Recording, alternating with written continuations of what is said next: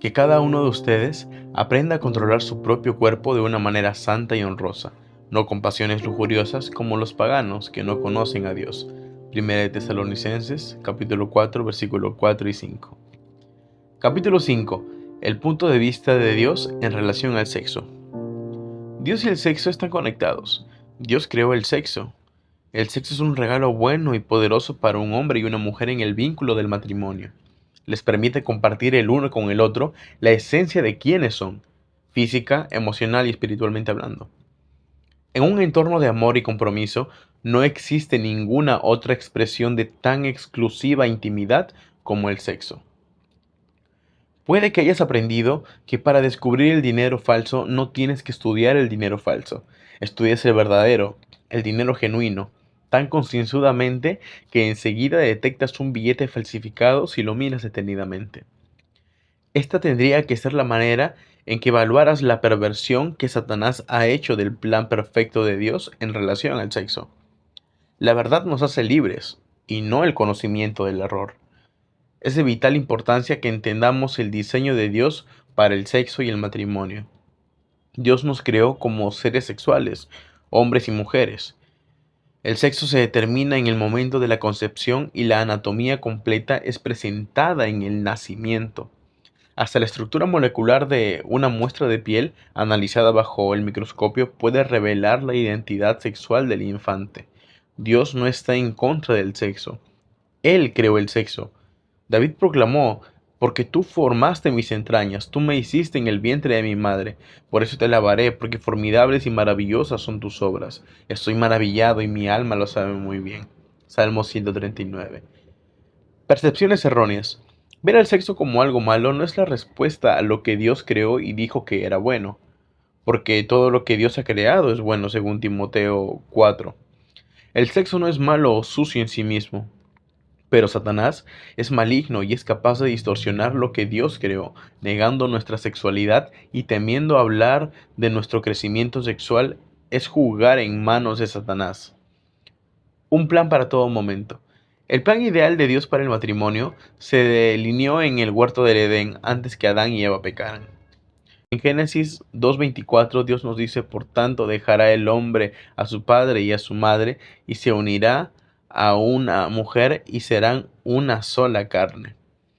Entonces vemos que se delineó el matrimonio y su perfecto plan en el huerto del Edén antes de que pecaran.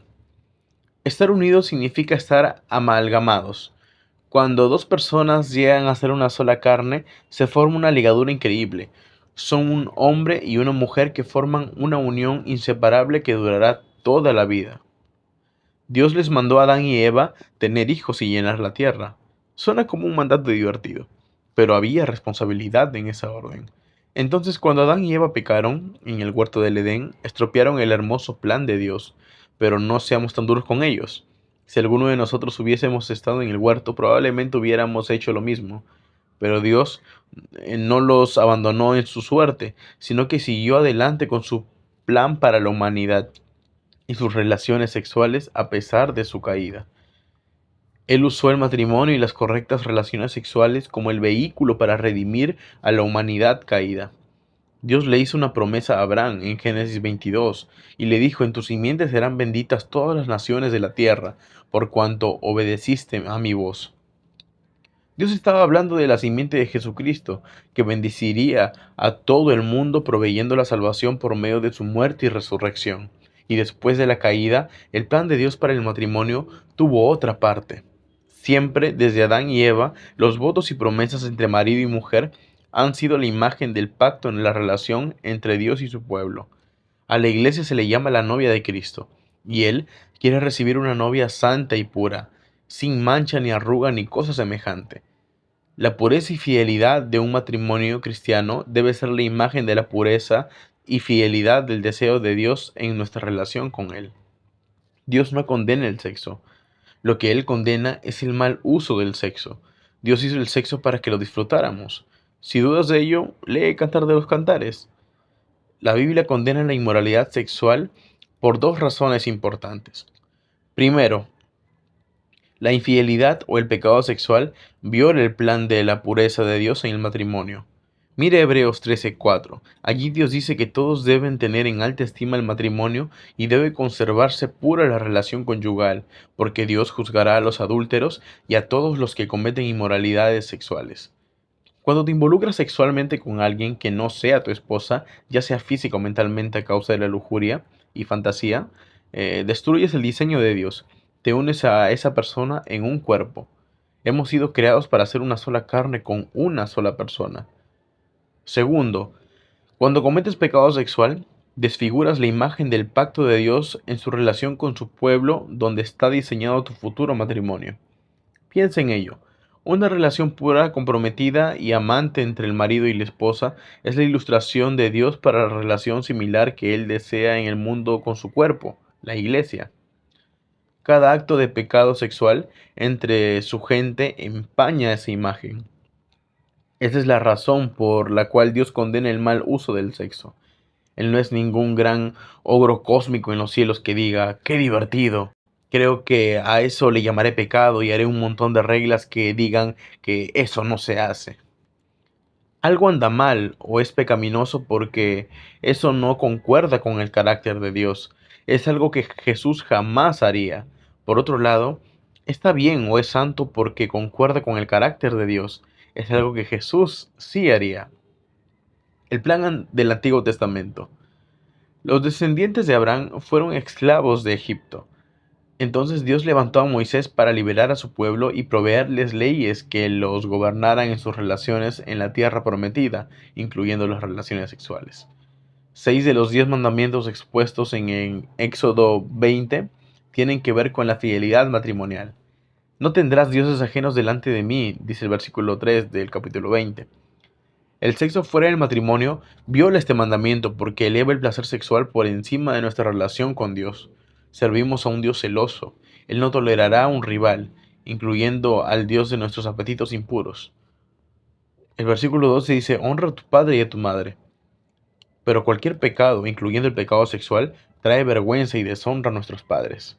El versículo 14 nos dice, no cometerás adulterio. Bueno, Dios programó el sexo para ejercitarse dentro del matrimonio.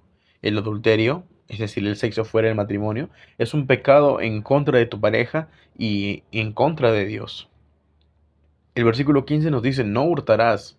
Bueno, el adulterio le roba a su pareja la intimidad de su relación y le roba a su pareja ilícita el placer sexual que no le corresponde. El versículo 16 nos declara, no hablarás contra tu prójimo falso testimonio. El matrimonio es un pacto hecho delante de Dios y de testigos humanos, y el pecado sexual rompe el voto matrimonial. En efecto, la pareja infiel miente acerca de su fidelidad hacia la otra parte. El adúltero con frecuencia miente para encubrir su pecado. El versículo 17 nos dice, no codiciarás. Codiciar significa desear algo que no te pertenece. Todos los pecados sexuales comienzan con el deseo por alguien o por alguna experiencia que no va contigo. Los mandamientos de Dios no son para castigarnos o restringir nuestra diversión, sino para protegernos y proveernos un gran matrimonio. El Antiguo Testamento también nos asegura que Dios diseñó el sexo dentro de los confines del matrimonio tanto para darnos placer como para procrear hijos. En Cantar de los Cantares muestra el gozo del amor físico en el galanteo y el matrimonio. Más aún, la ley ordena que el primer año de matrimonio se reserve para el mutuo ajuste y goce. En Deuteronomio 24:5 nos dice, cuando uno fuera recién casado, no saldrá a la guerra, ni en ninguna cosa se le ocupará. Libre estará en su casa por un año para alegrar a la mujer que tomó. Mientras el plan de Dios se iba desarrollando en el Antiguo Testamento, Satanás estaba allí presente para arruinarlo. En la víspera del nacimiento de Cristo, los judíos estaban esclavizados políticamente a Roma y espiritualmente a sus líderes malos. La gloria de Dios se había apartado de Israel. Aparentemente, Satanás había frustrado el plan de Dios. Aparentemente. Pero a pesar que la trama moral y espiritual de Israel estaba rasgada, hecha pedazos, Dios preservó milagrosamente a Israel y la utilizó para proveerle al mundo un redentor. La simiente de Abraham, Jesucristo, entraría al mundo un día. La bendición de Abraham se extendería a todas las naciones del mundo en Cristo. El plan del Nuevo Testamento. ¿Cuál fue el plan de Dios para el matrimonio después de la cruz en el mundo, todavía en tinieblas a causa de este pecado? Bueno, la respuesta se encuentra en 1 de Tesalonicenses capítulo 4, versículo 3 al 5. Nos dice, pues la voluntad de Dios es vuestra santificación, que os apartéis de fornicación, que cada uno de vosotros sepa tener su vaso en santificación y honor, no con afecto de concupiscencia, como los gentiles que no conocen a Dios. La palabra tener o poseer significa tomar uno mismo. La palabra vaso puede significar esposa. Esto lo podemos ver en 1 de Pedro capítulo 3 versículo 7. O cuerpo también. Los eruditos bíblicos han dado distintas opiniones. Se tome como se tome, no hay lugar a equivocarse. Por lo tanto, el versículo 4 de 1 de Tesalonicenses puede traducirse de esta manera. Que cada uno sepa portarse con su propia esposa en forma santa y respetuosa. O también puede ser que cada uno sepa cómo controlar su propio cuerpo en santificación y honor. La palabra abstenerse raramente se usa en la Biblia, pero cuando se hace se refiere a una sola cosa: no la hagas. Vete, apártate, toma distancia. El plan de Dios en el Nuevo Testamento es el mismo que para el Antiguo: el matrimonio de un hombre y una mujer libre de inmoralidad sexual.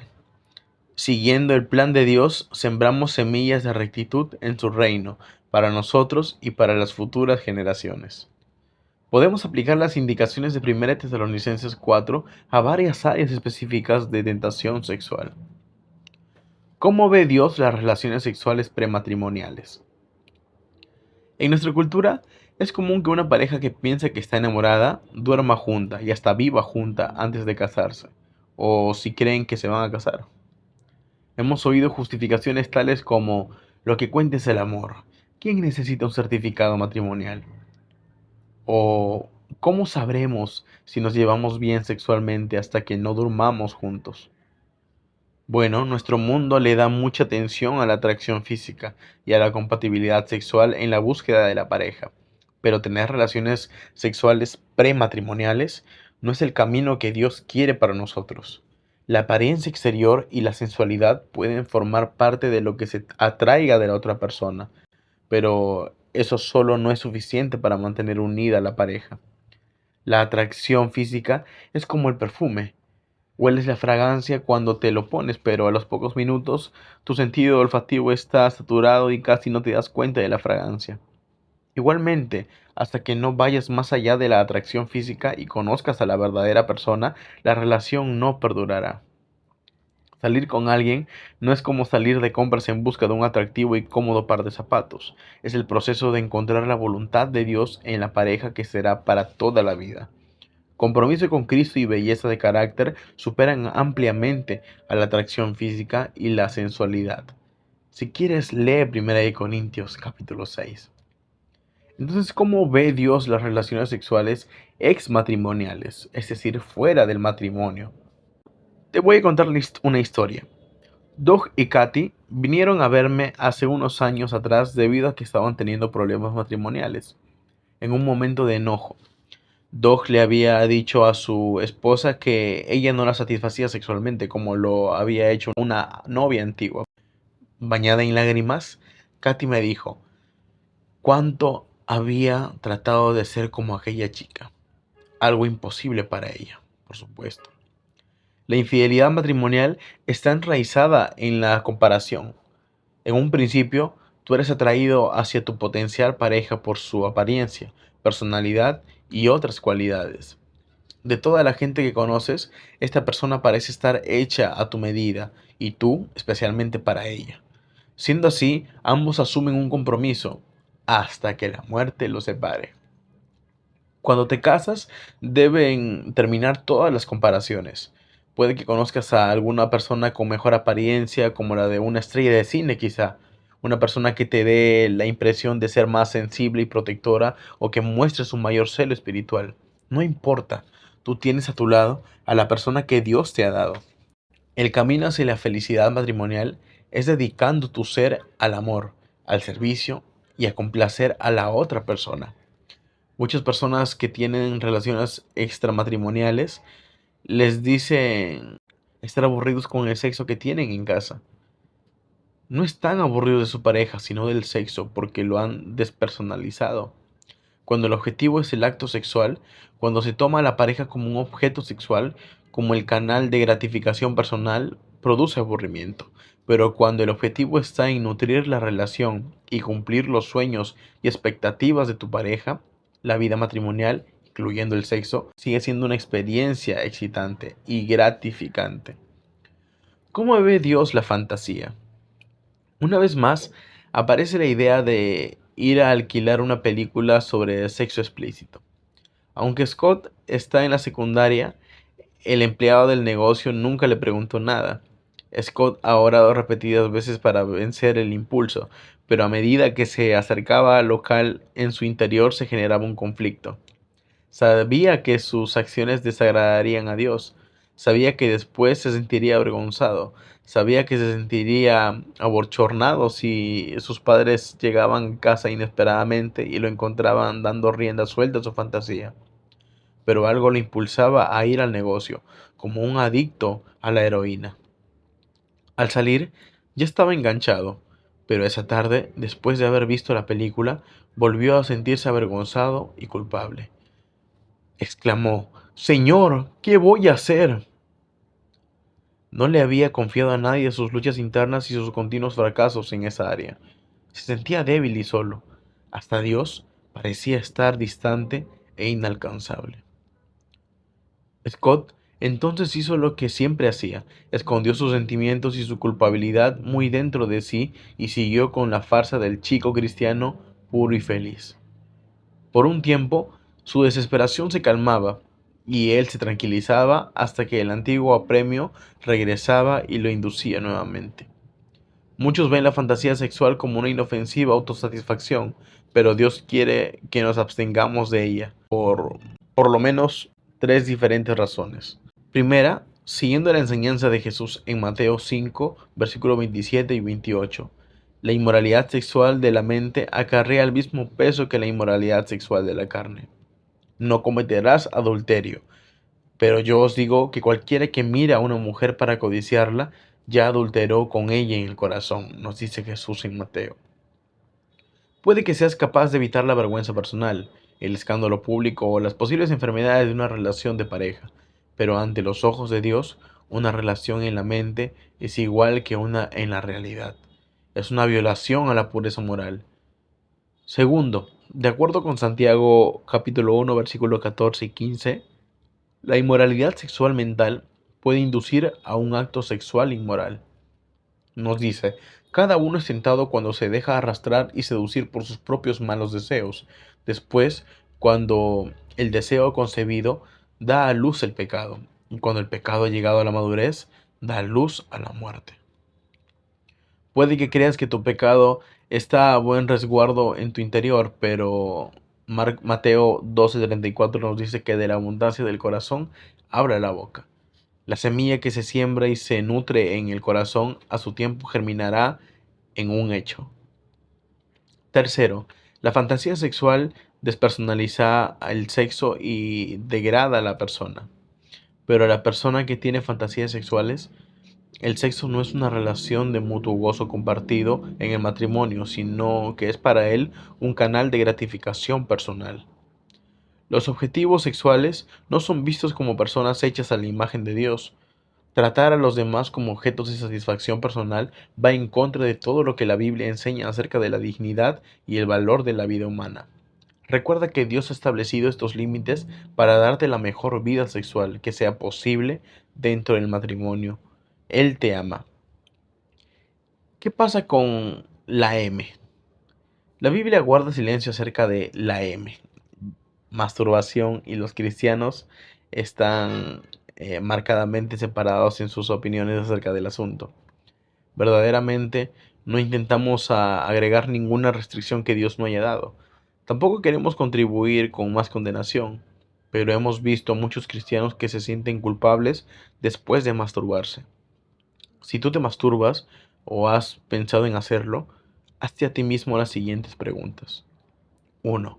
¿Empleas la masturbación como un desahogo físico a tus fantasías sexuales? Si al masturbarte fantaseas en tener relaciones sexuales con los modelos de las revistas, personajes de libros o pantallas, o te imaginas personas reales o imaginarias quizá, estás cometiendo de manera remarcada el adulterio mental que Jesús condenó. 2. ¿Puedes dejar de masturbarte? De no ser así, has elevado la masturbación al grado de Dios. Dios no va a tolerar ningún candidato al trono. Todo ídolo será quebrantado. ¿Sientes que el Espíritu Santo te redarguye cuando te masturbas? Quizás seas capaz de masturbarte sin tener fantasías.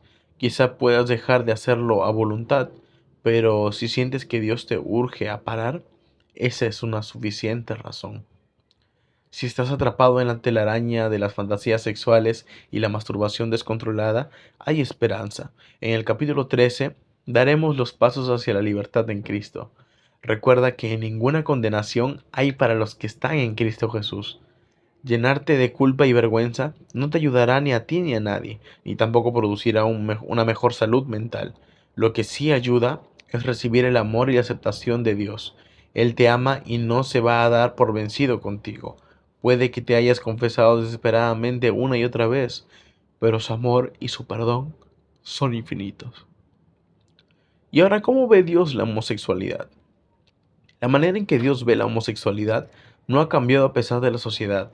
Parece estar aceptando ese tipo de vida alternativo. El Nuevo Testamento coloca la homosexualidad en la misma categoría de otros pecados sexuales que debemos evitar. ¿No saben que los malvados no heredarán el reino de Dios? No se dejen engañar, ni los que cometen inmoralidad sexual, ni los idólatras, ni los que cometen adulterio, ni los que practican la homosexualidad, ni los ladrones, ni los ávaros, ni los borrachos, ni los calumniadores, ni los estafadores heredarán el reino de Dios, nos dice Primera de Corintios. Algunos argumentarán, pero yo he nacido así, siempre he tenido tendencias homosexuales. No hay nada que hacer, esa es la forma en que Dios me ha creado. Pero Dios no creó a los homosexuales. Dios no creó hombres y mujeres. Él nos creó así, hombres y mujeres. La homosexualidad es una mentira. No existe tal cosa como la homosexualidad, sino solamente un comportamiento homosexual. Piénsalo de esta manera. Dios no creó quien moleste a los niños, adúlteros o alcohólicos. Si alguien puede racionalizar la conducta homosexual, ¿por qué otra persona no puede racionalizar el adulterio, la fornicación o el abuso infantil, etcétera, etcétera? Un joven vino a verme y me preguntó mi opinión acerca de la universidad cristiana a la que debería asistir para recibir aconsejamiento. Enseguida me di cuenta que lo que él estaba buscando no era mi sabiduría en la comunidad académica cristiana, sino si podía confiarme un terrible secreto. Me contó cómo había aceptado a Cristo como Salvador y luego confesó: Dave, soy homosexual. No, no lo eres, le contesté.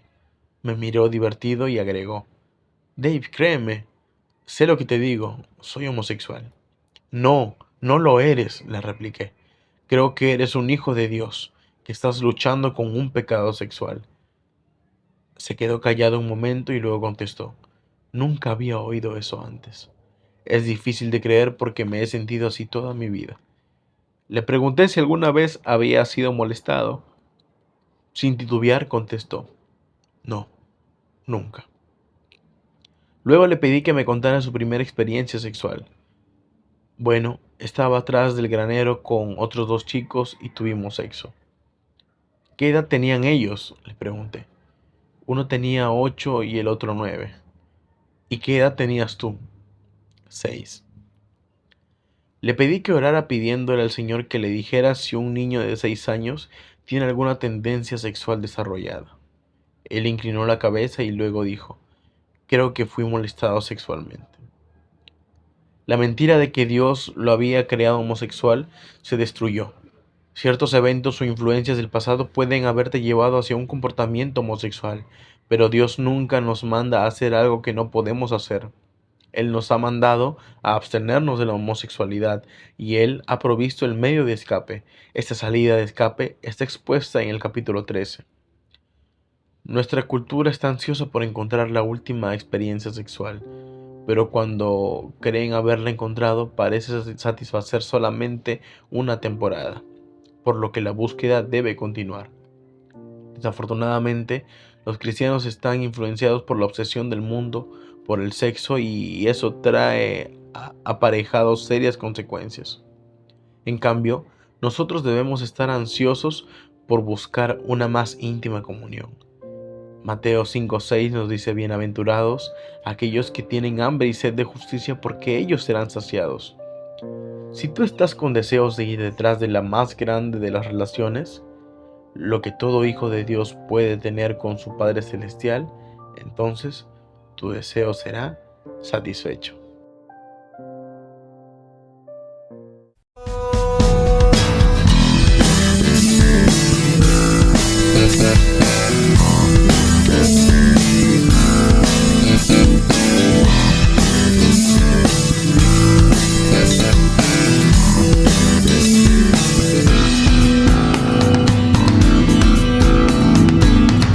Persiste tú